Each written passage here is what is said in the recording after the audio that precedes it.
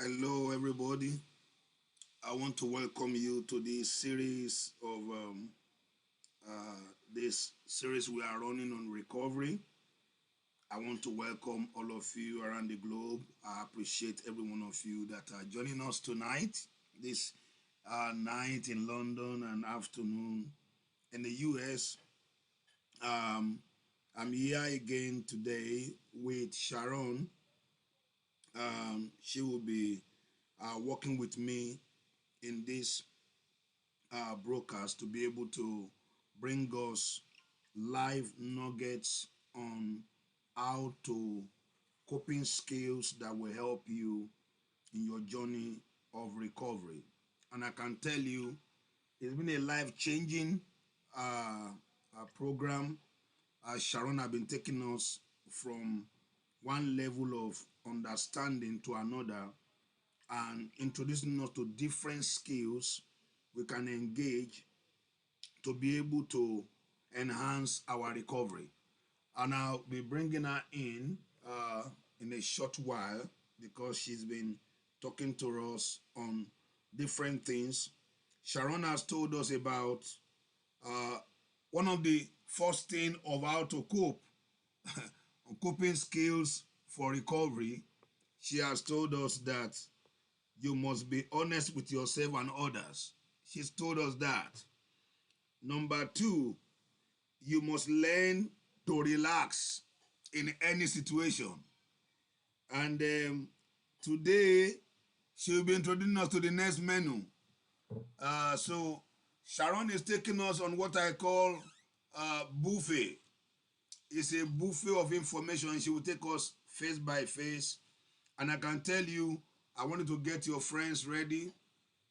Wherever you are, invite somebody to join us because I know the kind of thing that Sharon is sharing is not only for those that have substance misuse issue, even for those that have no substance misuse issue, this will help you in your own natural journey, particularly in the midst of this pandemic. So I'm introducing to you Sharon Chatman. She will continue with us. Star Sharon, you are welcome. Uh, you are fully welcome.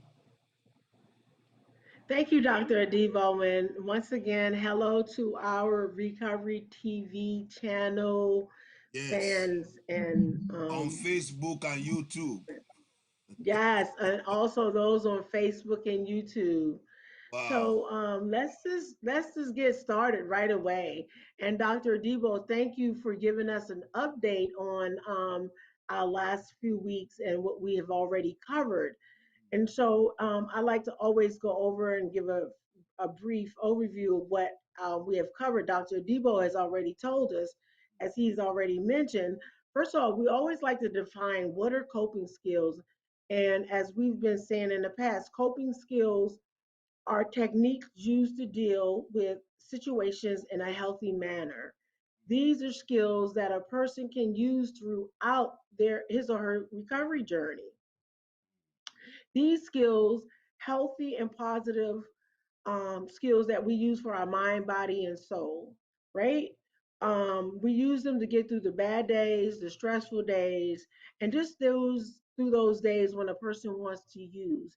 And when we say use, we kind of clarified using is not just using a substance. Using is using anything that we go to that is destructive for us that helps us to cope in an unhealthy manner. Yeah. So we want to deal with using healthy coping skills, and that's what this program is about: developing healthy coping mechanisms. So on the first week, we covered, as Dr. Adebo has already mentioned, honesty with yourself and others. And the week after, we did learning to relax in any situations. This week, our focus is going to be on keeping a daily journal and a gratitude list. So, seeing your thoughts and emotions on papers can help you to deal with them quicker and more efficiently. It can take away some of the sting and power if they are negative. And actually, it can actually help to enhance what else it is that you're doing when they're positive. Negative thoughts, it'll take away the sting because you'll actually see those things. And then when you have positive thoughts, it helps you to really enhance and focus more on that. And it gives you something to look forward to. This is also a way to take your daily inventory and see where you can continue to improve.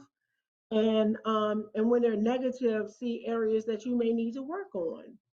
And a gratitude list can help you to relax and stay positive. So, when we talk about a gratitude list and daily journaling, it's something that as you go throughout your day, because there used to be a point in time when they say, well, journal at night. But what I find that can be very helpful is that whenever you have moments throughout your day and you have time to just sit and reflect, and some people get a little tablet, a book, whatever you want to use, whatever. Now with now that we have these electronic devices, some people use a tablet, like a literal tablet, not just a paper tablet. um, and you can always just jot down. Cell phones have notes in them, they have note apps, and you can just sit and jot down throughout your day the things that are occurring throughout your day that you may need to write about it. Write about what you're feeling, what you're experiencing, what you're thinking. Because whenever you're able to write something down and then you are able to go back and look at it after you process it, and you have time to process it, then you're able to see it in a different light than maybe you were able to look at it when it was actually occurring. So to be able to journal is be able to go back a day, 2 days, a year later, and look at what you were thinking, how you reacted to a situation, as opposed to how you may have responded to that situation. And it gives you an opportunity to also gauge the level of growth that has occurred in your life from the point in time when you stop using, when you stop acting out. And I say using and acting out because maybe somebody's not using a substance, but maybe they're recovering from a behavior. Maybe they're recovering from a thing that doesn't necessarily constitute using. So some of us are using substance. Some of us are using I'm trying to think of another way of putting this, because when you say using, some people, they will identify out because they will say, "Well, I've never used anything," and I'm trying to make this as inclusive as possible. Yeah. So maybe we just stop doing something. So you want to reflect back on the point where you stop doing whatever it was that you're doing, and so if you start journaling and if you start making that gratitude list, you can look back and you can say, wow, 3 months ago, I was doing this thing and I'm not doing it anymore. And Mm. now as I look at my gratitude list or as I look at my journal, I can see how I can see how my life is changing, but not only can I see how my life is changing, I can see how my thinking has changed. I can see how I've stopped being reactive and now I'm responding. I can Mm. see how my ability to frame situations differently has changed.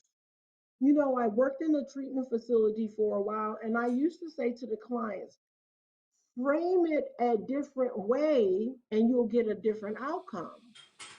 Because you can take a situation, change the perspective, and the situation changes. Same situation, different perspective, and the whole situation tends to change. So when we create gratitude lists, create, when we write a journal, it is amazing how what is perceived as a negative situation can then change into something that we can be viewed as positive. I was talking to a friend of mine on yesterday morning, and he was talking about he was driving along, and his car, he hit a curb and a tire blew out, right?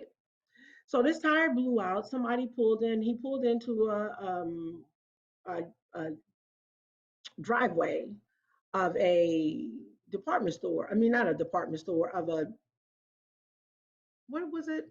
I think he was at a AutoZone or somewhere. But anyway, he pulled into this parking lot driveway, and somebody came and they helped him and they changed the tire, put the donut on it.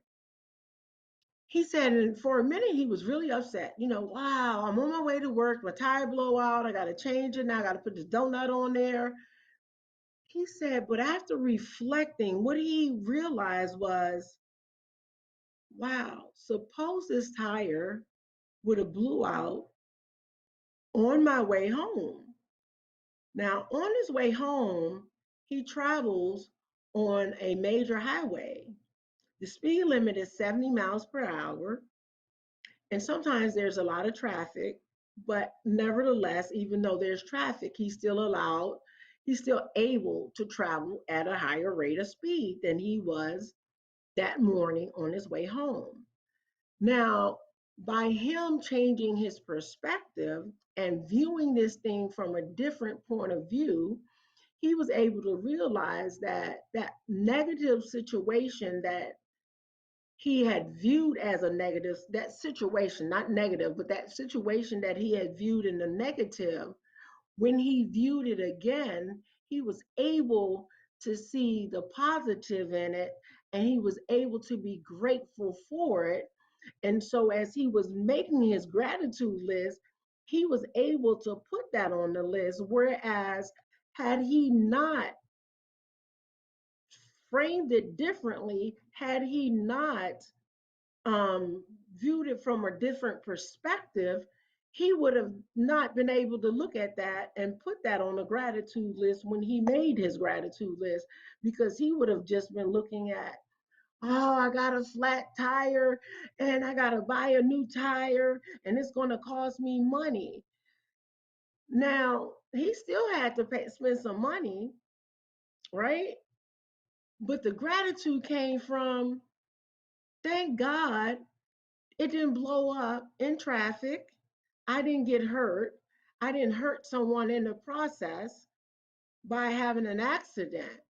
So when we talk about creating a gratitude list, and that's the way of coping with life, it is easier to cope with, I got a flat tire on the way to work, and somebody helped me change the tire. That's one thing to be grateful for, because when I think about, oh man, because one of the things about being in recovery and addiction, because we say we first of all, we have to be honest with ourselves, right? We talked about the first two, being honest and learning how to relax. And what is it about relaxing? Relaxing, what brings on more stress and tension than getting a flat tire on the way to work and not wanting to be late? Oh my God, isn't that a stressful situation? I'm on my way to work and I get a flat tire. And this individual, his job is um is a suit and tie kind of job. So now I gotta change a tire in my suit and tie. And I'm giving you this story about this particular person because he's a friend of mine and he's in recovery. So now I have to change a tire. That can be a dirty job in my suit and tie, right? But he understands the process of what I'm going through, I'm talking about here, because we practice these skills together, right?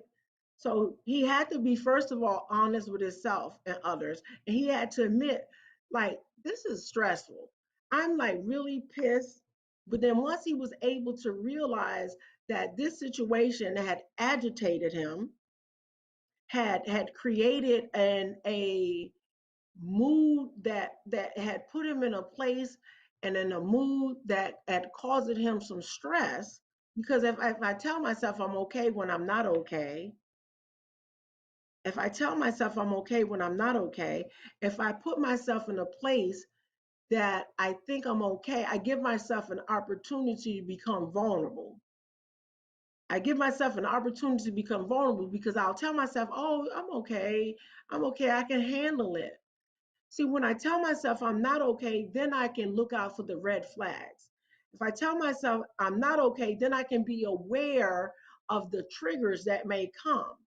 If I tell myself, you know what, oh, I am so pissed. This is frustrating. I'm pissed off. I got my suit on. I'm on my way to work. I can't deal with this. Then I know, oh, Sharon, this may be danger here because when you get like this, you know, this is usually the time when the efforts kick in. So by him being able to be honest and tell himself, because we had the conversation and he was like, on my way to work, Sharon, you know, I was really stressed and effed up right at that moment. And so I'm able to relate his story because I told him I was doing this talk today and we were going to have I was going to use him as a subject matter. So he was able to get honest with himself and say, like, you know what, this was good. You know, I was freaking out for a minute, right? So he was able to get honest with himself. He was able to know that the stress that was coming as a result, because not only now do I have a flat tire, but am I going to be late for work? Mm. Am I going to be late for work? So he had to add and actually be able to relax, use some of his coping techniques that he know because this group right now we're actually just using coping skills for recovery. In the future, we will talk about some other skills and techniques. So we're not going to go into those, but he had to apply some of those other techniques and skills and stuff that he mindfulness and all of that. So, but he had to practice some of that. And then, and then when we talk about that, that's why I said journaling, gratitude list. That is something, sometimes you got to be able to do an on the spot check. That gratitude list may be something, and with practice, everybody can learn how to do it. It may be something that you do mentally right on the spot. He may be having to say, God, thank you because at least nobody's dead. Thank you Yes. that even though the tire blew out, there wasn't an accident on at that moment. So this is stuff that we learn as we go along.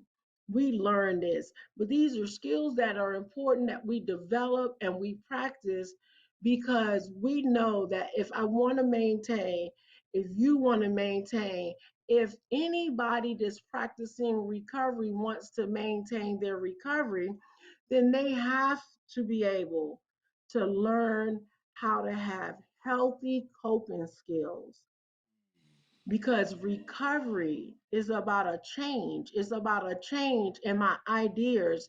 It's about how do I change my idea of how to deal with life situations without trying to use a hammer as my only tool. Because in recovery, we tend to want to use a hammer as our only tool. We just want to bang everything we want to put the square peg into the round hole and we want to use that hammer to do it. And so we have to find better tools. We have to use healthier tools. And today's tool that we're discussing, and I hope that someone got something, is the gratitude list and the journaling. The journaling. So today, as or particularly on yesterday when he had that experience, as he went home and he writes about it, 2 months, 2 days, 2 years from now, when he goes back and look at that experience, what he can do is use that experience to see his level of growth. Have I grown? Have I changed? And he can see, like, okay, I stressed out a little bit initially, but he wants to see maybe in 3 weeks from now, 2 years from now, 3 months from now. Is my initial place stress, or does it happen and do I say, okay, let me fix this right now and then move on? Because all of us aren't going to grow and change at the same rate. Mm.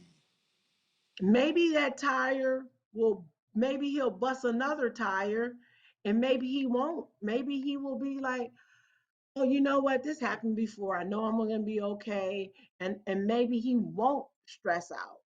Maybe his initial reaction will be, oh, everything will be okay. But maybe it won't. Maybe his initial reaction will be worse the next time around. The thing is that we all have to be patient with ourselves and know that we work towards progress, not perfection, that we get better and that we say practice. We practice these skills. We practice them. And as we practice them, we will get better with them. We will get better with them. But the thing we don't do is beat ourselves up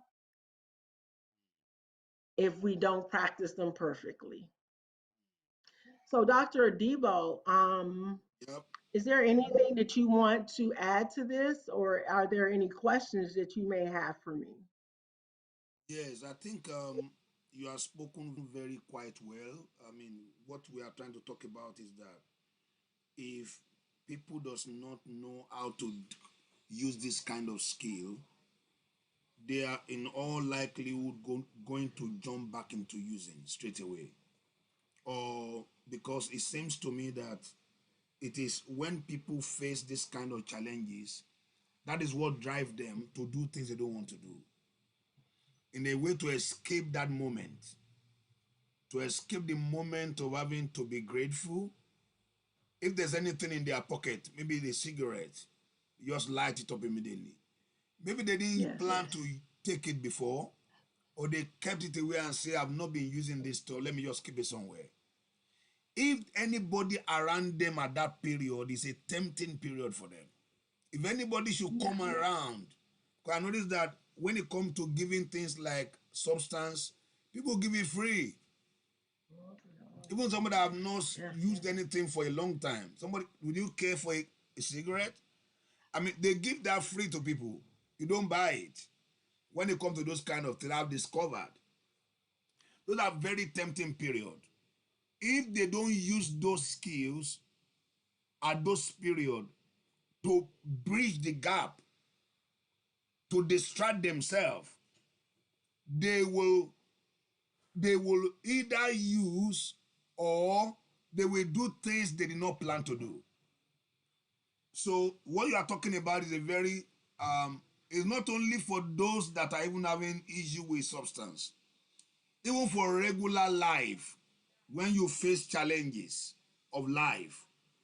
For instance, nobody when they wanted to go to work and say, today on my way to work, I'm going to hit a curb and my tire will burst. I pray in Jesus' name. Nobody will pray that kind of prayer. Nobody pray that kind of No, no, prayer. no, no, no, no. Nobody look for trouble. Trouble just come like somebody says. Oh So my goodness. those skills, when you have them before you start having problems, they help you in the times of problem. They Exactly. are like things you need to have before challenges of life start coming your way. Exactly. No. If you don't have those set of skills, the situation that you are in can kill you. Excuse me. Yeah. So that is a very, very important thing because I noticed that there's a connection between emotion and addiction. The Yeah. what they call emotional and recovery, emotion and recovery, emotion and addictions recovery, which is things that leads to why do people use substance. And one of it that may be able to use is chronic stress. They are trigger that can push anybody. So what you have said is enough for somebody to have that for today and drink a cup of water over it and say, I got something Yes. today. One of the things that we say, when I say we, I mean me, myself, and I've heard many my fellow recovering addicts say, is that a grateful addict will not use. A grateful addict will not use. If you are grateful and you have gratitude, then you won't use because you will be grateful. Think about this. Think about the person who has been suffering because addiction is suffering. Mm, Addiction is suffering. You think about the average addict. I'm not talking about the person that's just using a substance. I'm not talking about the person that's casually gambling or the person that's casually overeating or the person that may think that they are casually and I'm not saying that and I'm not advocating porn or masturbation or none of those things, but I'm not talking about the people who are doing those things like every now and then. I am talking about the people that are in the throes of addiction. I'm talking about the ones who want to stop but can't stop, that they don't know how to stop, and that it is causing them pain and sorrow and turmoil. Now, I'm talking about those individuals they want to stop. that want to stop, don't know how to stop, can't stop. I'm Mm, talking about that kind of addiction. That is pain, misery, sorrow, degradation, shame, guilt, remorse, dereliction, animalistic. I'm talking about that form of addiction. So if you have reached that form of addiction, whether it's from a substance, whether it's from a behavior, a mindset, and you have been set free, God has given you a reprieve from that. rebreed. And you have found, pardon me, You say rebreed. a reprieve, yes. What A does that mean? reprieve mean, or so a reprieve mean that um you have been given a get out of jail free. A Mm, reprieve means that you was in something and now you have been released. That's a before. reprieve. Yes. And so if you have been afforded an opportunity where you are no longer suffering, Mm, right? Then most people are grateful for that. mm, mm, It's mercy and it's grace. And mm, so when we say a grateful addict will not use, we're talking about a grateful addict. So we're talking about you, once we say addiction is not just about drugs. Addiction is the obsession. I cannot stop gambling. I cannot mm, stop smoking crack. I cannot stop shooting dope. I cannot stop drinking alcohol. I cannot stop smoking marijuana. I cannot stop smoking cigarettes, even though they have taken my right lung, even though they have taken half of my left lung.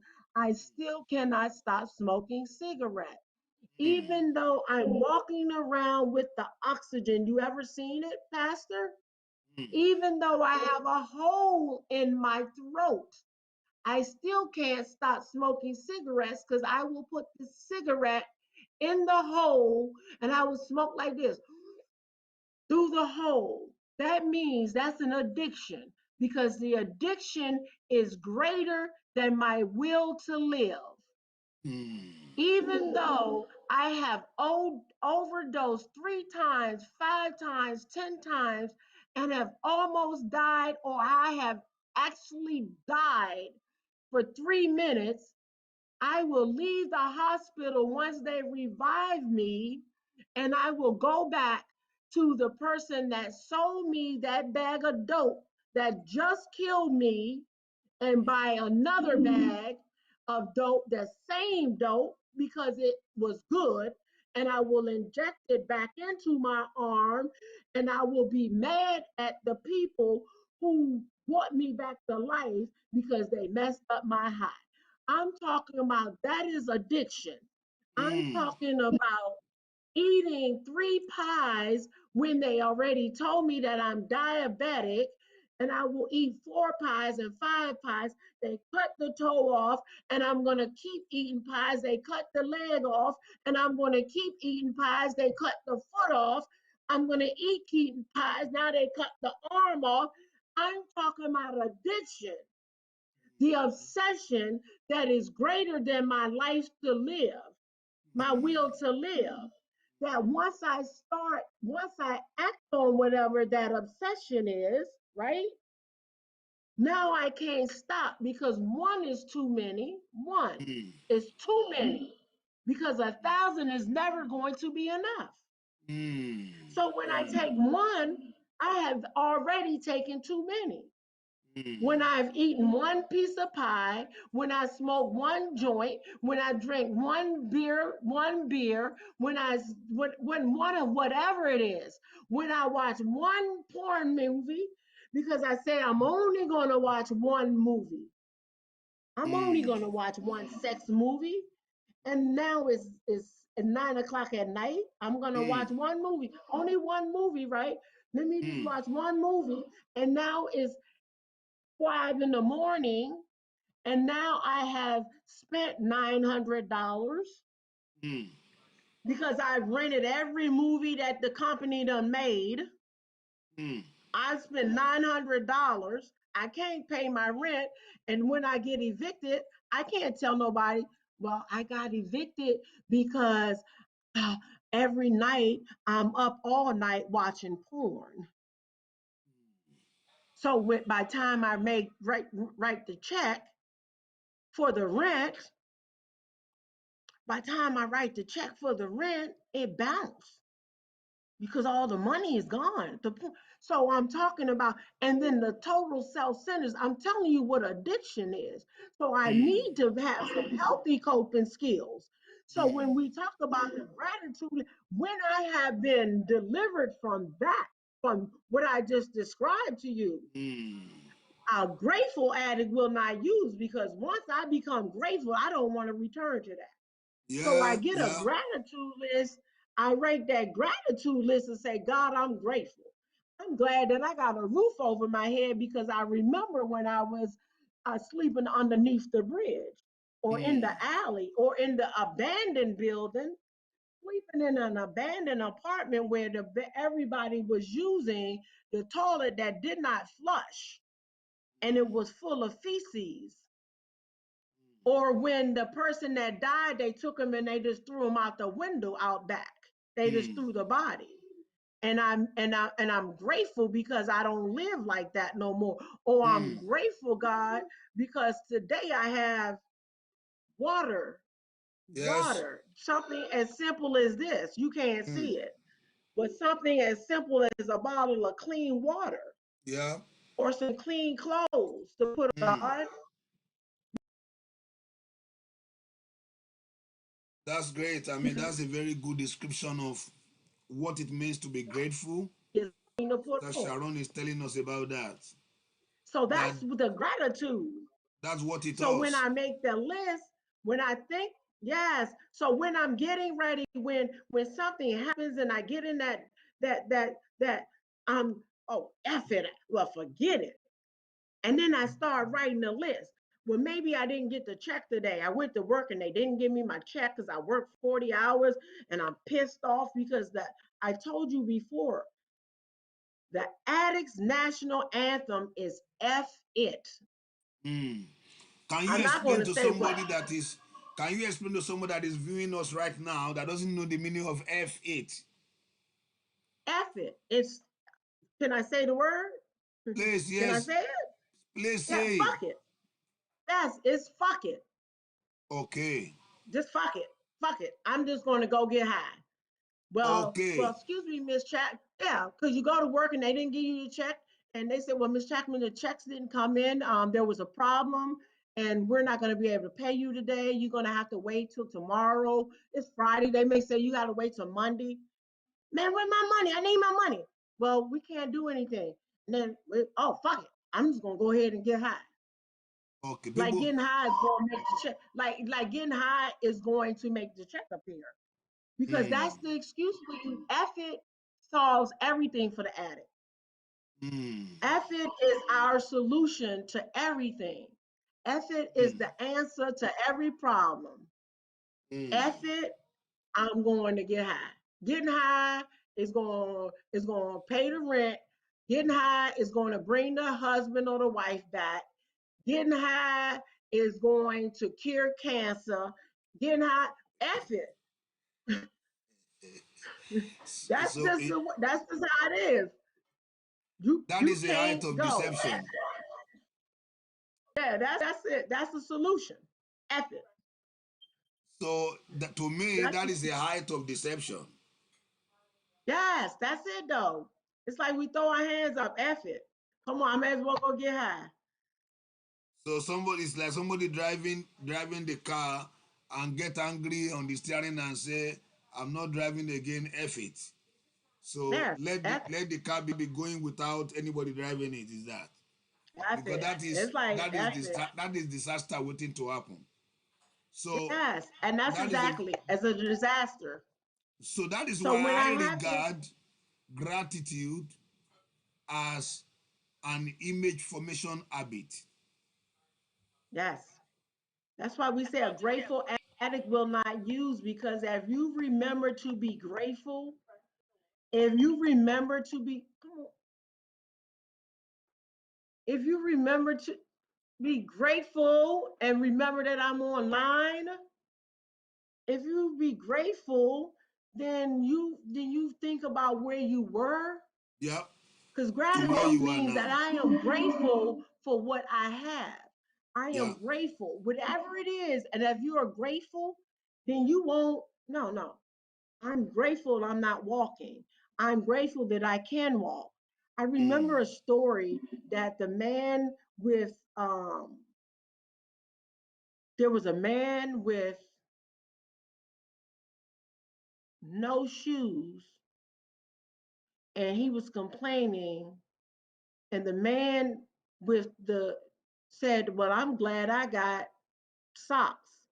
And the man with the socks said, well, I'm glad I have feet. And the one something, but it was about the gratitude. One man said he don't have shoes. And the man said, well, you should be happy. At least you got feet. And then the other one. And so it's always whatever I'm missing, somebody is grateful that they have.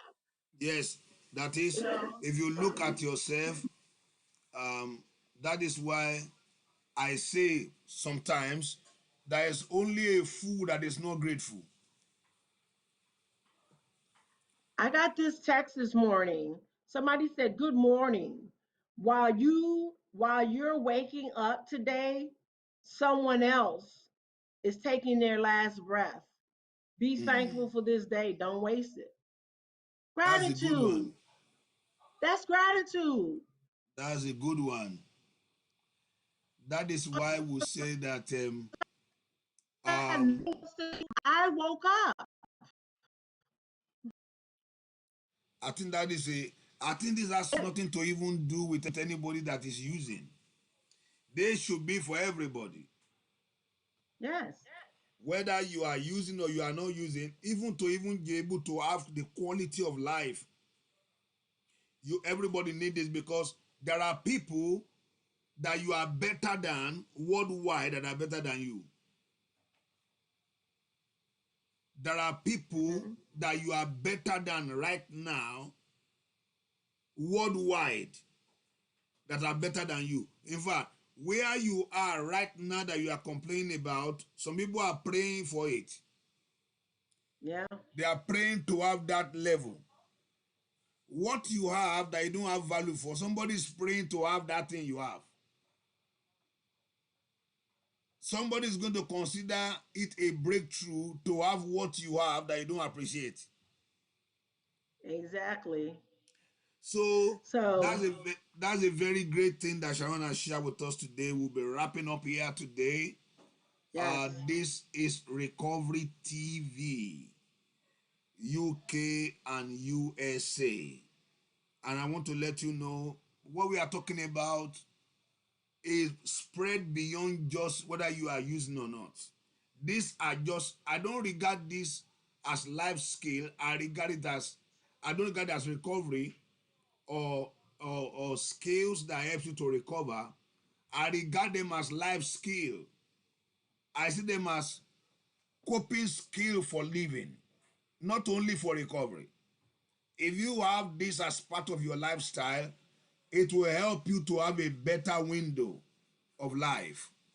So, Sister Sharon, want to thank you very much for um, opening our mind to understand this is not coping skill for recovery. This is coping skill for living. Life. Yeah. Yeah, this is coping skill for Yes. living.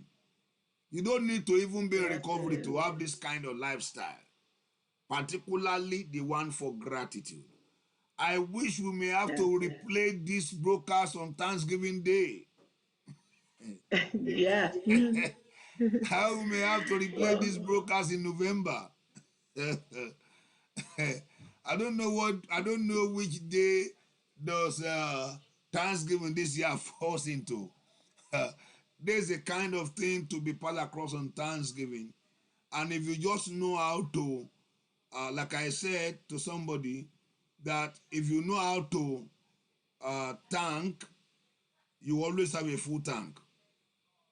If you mhm. know how to give thanks, you always have a full tank.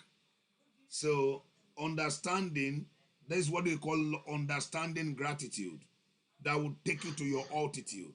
Because gratitude is an attitude that determines your altitude in life. Gratitude is an attitude that determine your altitude in life. So we are going to end it here. We want to appreciate every one of you that have been with us on this broadcast, that have taken time to listen to myself and Sharon on this program. This program we are doing to be able to pass across relevant information that will help people on their journey. And this is the outreach arm of Destiny Church for All Nations in the US and in London. This is the outreach arm. This is providing resource that will help people to be able to live a better life. And Sharon has done a brilliant, wonderful job tonight to be able to shed light not only on what she's saying, but on practical examples of what it means to work in this. I can assure you she's coming your way again next week to continue uh, on this path to be able to help many people that are listening to us uh, on the journey of recovery. So the next one uh, on the that we're going to be talking about next week, we'll be moving to the next level of the skills. And Sharon, so Sharon, what should they expect next week?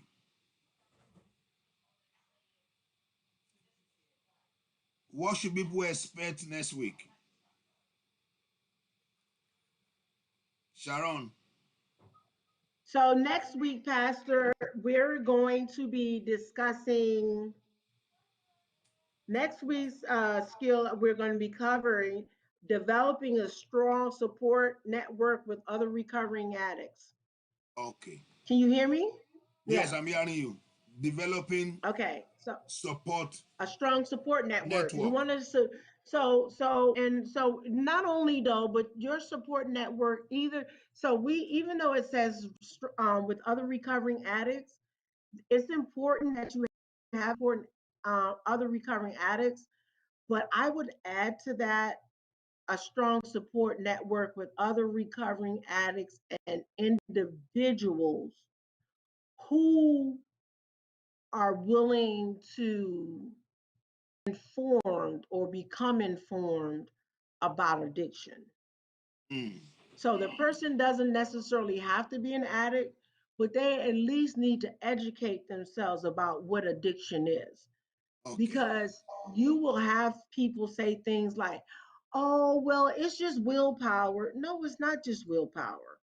Or, well, you can just do one, because you will have friends and family members and that will try to encourage the addict themselves to, oh, well, you can have a beer with us, just drink one beer. Well, they don't realize that an addict can't just have one. An Mm. addict cannot do just one of anything. We have a lot of cliches that we use. And one of the cliches we use is that when the conductor on the train blows the whistle, he is not blowing the whistle to tell you about the 30 cars in the back of the train. He's blowing the whistle to warn you about the first car, because that's the one that's going to kill you. And for the addict, that's true. It's not the 30 cars in the back, the ones all the way down at the end. It's the first one, because the first Mm. one is the one that's opening the door, and that's going to start the process of killing our spirit.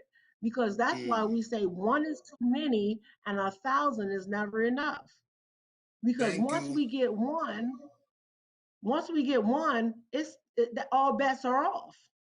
Oh, great. Thank you, Sharon. Charles Theta, China Po, I'm seeing your message. I'm getting your message, and we are praying for him, for your brother, that God will help him to come out of that situation. Um, I want you to know that we keep him up in prayer to help him out of that state where he needs recovery. That is a message from Dallas, from Mrs. China Po, because she sent a message to Ross that they are listening, and somebody is there with her that needs help with this very thing that we are talking about. So I believe quite right that we'll continue next week, Wednesday, on developing support network for those in recovery. In other words, because it is your network that determines your net worth. So we'll be doing that next week. We want to let everybody know that. But as we round up, my books is there that can help you on making right choices. Uh, if you would like to get the book, it will be a blessing to you on making right choices. The book will help you to be able to make better choices on substance misuse and even better life choices. I believe this will help you in a very great way, and I believe this will help to be able to put you on a path to recovery. I want to thank all of you. Help us share this message with your friends, share it with your loved ones, and we are also on this Facebook and YouTube at the same time so that you can share with your friends. I want to thank you. I am your host on this program, Dr. Adebo Tomomewo, and Sharon is uh, one of our team and the leader in our team and dealing with this area of substance misuse. And we'll be coming away your way next week the same time, 8 p.m. UK time, 3 p.m. Washington DC time. God bless you. Have a very wonderful evening. I look forward to seeing you next week again. Bye bye.